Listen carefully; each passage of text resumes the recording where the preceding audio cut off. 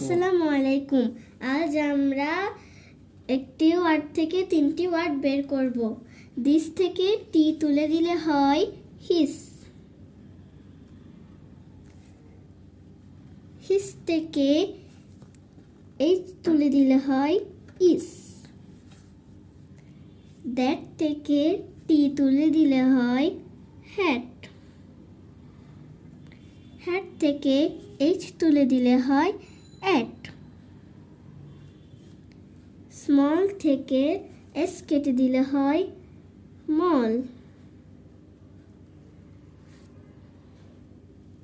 মল থেকে এম কেটে দিলে হয় অল। ব্লিঙ্ক থেকে বি তুলে দিলে হয় লিঙ্ক। লিঙ্ক থেকে এল তুলে দিলে হয় ইঙ্ক। চেয়ার থেকে সি তুলে দিলে হয় হেয়ার।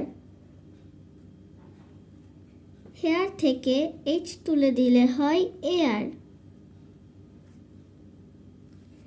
প্রাইস থেকে পি তুলে দিলে হয় রাইস। রাইস থেকে আর তুলে দিলে হয় আইস। স্টোন থেকে এস তুলে দিলে হয় টোন।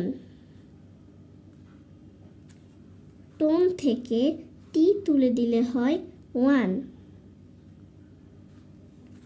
স্টেবল থেকে এস তুলে দিলে হয় টেবল। টেবল থেকে টি তুলে দিলে হয় এবল।